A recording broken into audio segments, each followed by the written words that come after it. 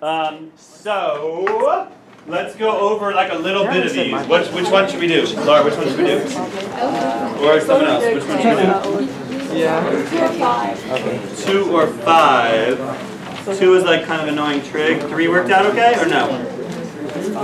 3 was fine. 1. Okay, let's take a vote. We're going to do either 1, 2, or 3. Raise your hand if you want to do 1. Raise your hand if you want to do 2. Raise your hand if you want to do 3. Okay, I guess like we're going to do number 2. Number 2, it was a little bit of an easier problem because I said don't bother finding the roots and also don't bother finding the points of inflection. But you can still make a pretty accurate graph because, well, you just can. So you get 2 cosine x minus cosine 2x.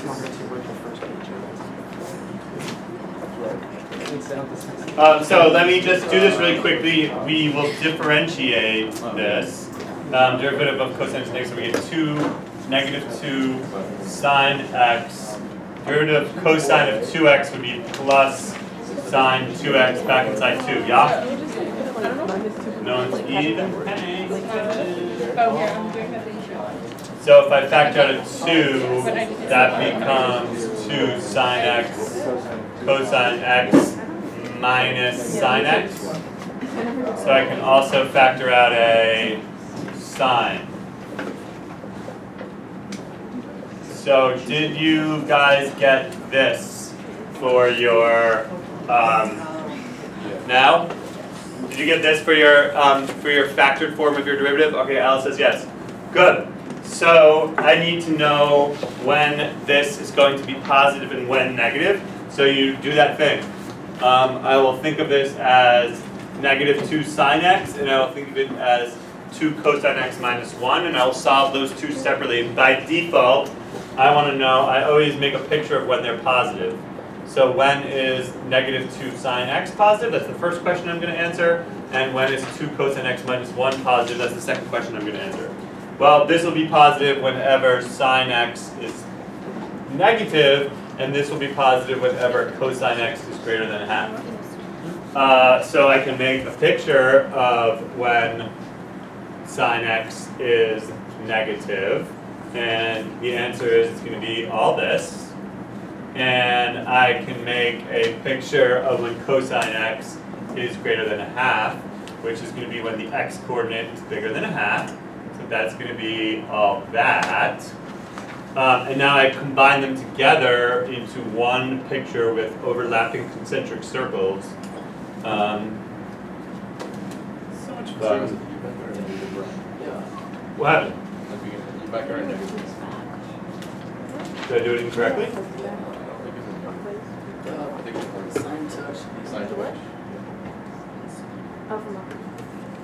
Oh man. So I just made a sign error. Oh yeah. You are totally right. So it's just that. Okay. I checked. Alice said it was right. That's called blaming other people for your mistakes. Very skill in life. Yeah, I just wrote okay, so fixing this.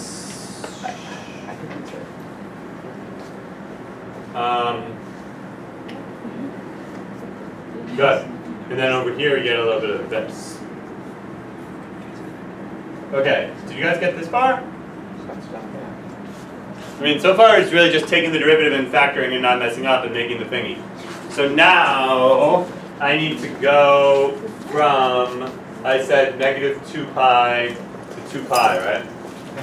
So that's kind of annoying because it means I have to do all these things. I need to know what's happening at pi over 3. Pi is relevant. And 5 pi over 3.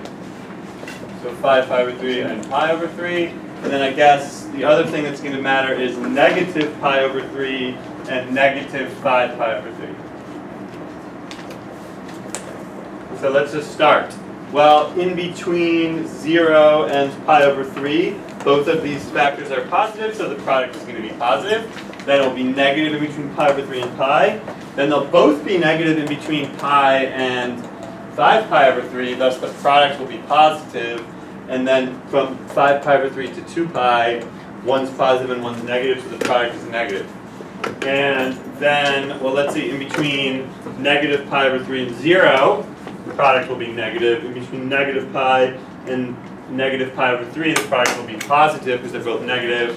Between negative 5 pi over 3 and negative pi, it will also be negative, and here will be positive. Is this the sign chart you guys got for f prime? If so, you did it right. And then at this point, you're kind of done, basically, right? Where is it increasing? You just like answer all the questions. Now, time for graph. Oh, I guess I need some y values. So let's do that. What is f of 0? What's f of pi over 3? What's f of pi? What's f of 5 pi over 3? And what's f of 2 pi? I think these numbers work out nicely, right? Plug in 0, you get, close to 0 is 1, so that's 2 minus 1 is 1. Back me up if I do this wrong. Pi over 3 is half, so it's 1 minus 2 pi over 3 is next to 1 plus a half. 3 halves? Sure. Then that's negative 2, and that is 1. So negative 2 minus 1, negative 3. Is that right? Yep, so we got cool. And 5 pi over 3 will be, let's see, cosine of... Same as pi over 3. I guess it like has to be, right? No. Because it's like 10 pi over 3, which is like 4 pi over 3. It's negative a half, so plus, yeah. Cosine 2x expands into 2 cosine squared x minus 1. So it's like even with respect to cosine or something. Yeah. Okay, so this is also 3 halves, and then 2 pi should just also be 1, right? So then, hey, okay. So then I think we're ready to make the graph. There's 2 pi, there's negative 2 pi. When I plug in 0, I get 1. When I plug in pi, I get negative 3. So I'll also get negative 3 at negative pi. And 5 pi over 3, I'll get 1.5, so that's like over here. It's 2. Halves. And also at pi over 3, I'll get that. And now it's just the whole thing is even. So I'll get this, and where am I? 2 pi 1. Okay, so I have all these points. So far with this little graph that I just made here in the last minute, all of that could have been done. No, I take it back. None of that could have been done. In pre-calc C, we did stuff like this, but we never could have known. We did sums of sinusoids in pre-calc C, right? And we just did it by hand. But what we never could have known until now is what those actual relative minima and maxima were. But now we know. I know that, for example, starting at 0, this function is increasing to pi over 3, then decreasing between pi over 3 and pi. And I've sort of just strategically decided to not care about what that root is because there's no easy way to find it. You could do it, but it's ugly numbers. And then it's increasing again up into 5 pi over 3 because the derivative is positive, and then decreasing. And it just kind of does this because the period is 2 pi. Ta-da. So what was hard about this? Just like all the derivative taking or the graphing it? Is it because you were like struggling to find what the roots were? Yeah. Sorry, I think I put on there don't bother finding the points of inflection, but I think I forgot to put on there don't bother finding the roots either. But if you ignore both of those and you just worry about where it's increasing and decreasing, where the relative and minima maxima are, it's like only like a medium kind of problem. All right, let's do one more from this packet. What was like one other optimization problem that we, which ones did we do already? We actually we did almost all of them, right? So we did the cut out the cone problem, right? Yeah. So let's do one more. Which one was hard? Five Yeah, is the one with the cylinder and stuff. Can we do 5? Yeah. We can do 5, yeah.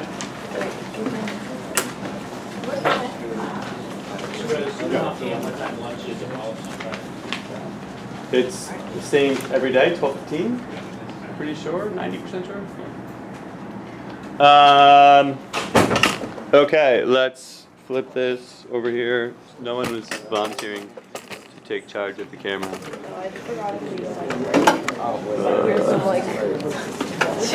Yeah, exactly. What's up?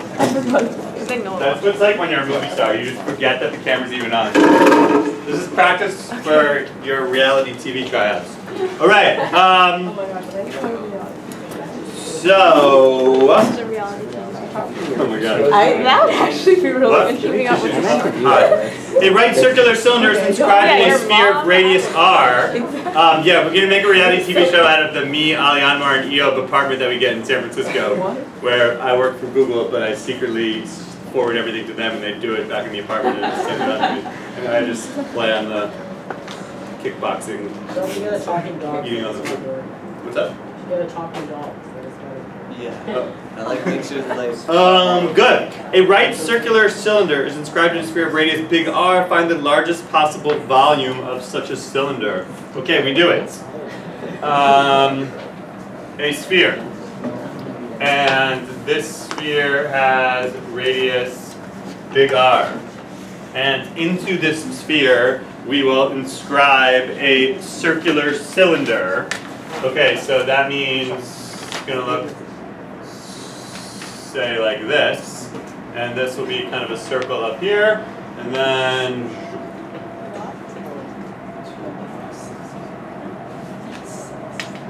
so, did you guys all get the picture under control? And then there was basically, in my opinion, really just one smart thing to do, and that is the thing you always do when you have circular sphere problems is draw radii. And when you draw a radius from the center to that point, you know that must be big R because the sphere is just big R. You're told that in the beginning. That is a constant. That number is not changing. So all right, what's left to figure out? I would like to know the volume of. I would like to find out the dimensions of the cylinder which maximize the volume. So the calculus part of this problem ends up being like almost exactly the same as the cutout. It like is exactly the same. It turns out to be basically the exact same function depending on how you pick your variable. I'm going to call this h just because, and I'm going to call this little thing r. And so what is the volume of my cone? Well, it's going to be 1/3 pi. In fact, I'm not even going to waste the time calling that h. I'll just call this root big R squared minus little r squared. And so it's going to be 1/3 pi. What's the height? Well, the height is just going to be 2 of those, right? And times, no, oops. Try that again. 1/3 pi r squared h. 1/3 pi r squared, and h is twice root big R squared minus little r squared. And honestly, once you've correctly written the formula for the volume down, at this point you can just pretty much just zone out and just do a bunch of calculus. Oh, it looks so hard. Maybe it just is hard. Why is it 1/3? Yeah, why is it 1/3? Because I'm wrong and it's not 1/3 at all. Oh, okay. Yep, thanks. Yeah, the formula for the volume of a cylinder is pi r squared h. Okay, on my 5th try I got that right. Pi r squared h. What? Yep. And now I will just, expressing this as a function of r, it's just 2 pi r squared big R squared minus little r squared to the 1/2. So leave it as h. No, I think you can't, right? So now I will differentiate it with respect to r. So it's just the 2 pi stays on the outside. And it's derivative of the first times the second. I guess I'm just doing this now. Derivative of the first times the second plus the first, which is 2r. First, second plus the first times the derivative of the second, which is 1/2 r squared minus little r squared to the negative 1/2 back inside negative 2 little r. All the while carefully treating big R as a constant. And so what do I really have here? I have 2 little r, big R squared minus little r squared to the 1/2. And then there's a minus. The 2 cancels the 1/2, so it's minus r cubed, big R squared minus little r squared to the negative 1/2. And then there's also like 2 pi out here. See how I'm being nice and careful? And now you just play the factor game. I will take out an r. So I'm taking out an r, and I'm also taking out an r squared minus little r squared to the negative 1/2. And if I do that, I took out the r, so I'm left with a 2, and then r squared minus little r squared to the 1, right? Minus r squared. Cool? Okay. So, and in fact, this stuff on the inside then becomes 2 big R squared minus 3 little r squared. Yeah. And if I wanted to be even more cool about this, do I want to be cool or not bother? If I want to be, oh, let's just be cool, might as well. I'll take out a negative 3. And so if I take out a negative 3, I get negative 6 pi r over root r squared minus little r squared times r squared minus 2/3 big R squared. I'm doing like kind of fancy show-off algebra now by factoring out a, did I do that even right? Yeah. Factor out a negative, and I also factored out a, what did I say? I was factoring out a 3, right? Yeah. And so the only reason to really do that is so that I have 6 pi little r minus root 2/3 big R, r plus root 2/3 big R, all over root r squared minus little r squared. All right, and now, could someone move the camera because I bet I'm out of frame? I can make a sign chart for that, and the sign chart is going to look like, well, there'll be a sign change at 0. There'll be a sign change when r is root 2/3 big R, and there'll be a sign change at negative root 2/3 big R, even though this is all kind of like nonsense because this can't be negative, r can't be negative, but it still helps me make the right sign chart. So sign change at 0, sign change at r equals root 2/3 big R, sign change at r equals negative root 2/3 big R, and then since there's a leading negative here, and the denominator is always positive, I can ignore it. So the leading negative makes it backwards cubic-y, right? So negative, positive, no. Backwards cubic-y. Positive, negative, negative. And so, change of sign from positive to negative, this means that there is indeed a relative max at r equals root 2/3 big R. That's what you got? I do not think so. Oh wait, yeah, it is. Yeah. And so when it comes time, that's the hard part. Now when it comes time to actually find out what that volume is, you just do it. The volume is going to be pi r squared, so that would be that number squared, so that's 2/3 big R squared, times the height, and the height is, well, what is the height? I guess if you square this, you get 2/3. So if this is 1 and this is 2/3, this is 1/3. Is it 1 over root 3? R is this thing, right? Let me just do that again to make sure. So R turns out to be root 2/3 big R. That's root 2/3 big R. Then when you square that, you get 2/3. So if that's 2/3 and that's 1, that has to be, yeah. So this has to be root 1/3 R. H has to be. So I get root 1 over root 3. So the final answer is 2 pi over 3 root 3 big R cubed. Yo. Do we have to do 2?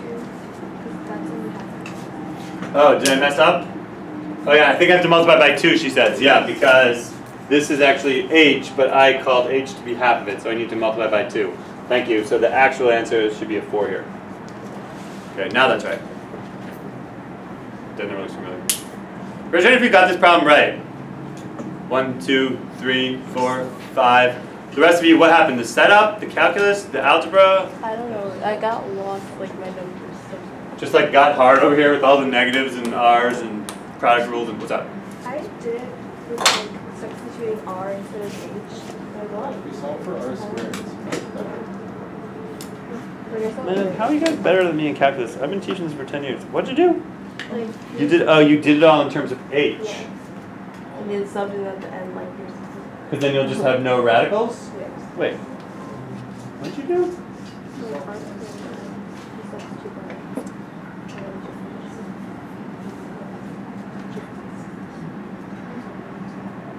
But if you do it all in terms of H, aren't you still gonna have radicals? How do you have no radicals? But it is for R squared. What? Oh, so you just like found the minimum R squared, and you just forgot if I'm minimizing R squared, I'm also minimizing. That's kind of advanced. So you wrote your function in terms of R squared, basically.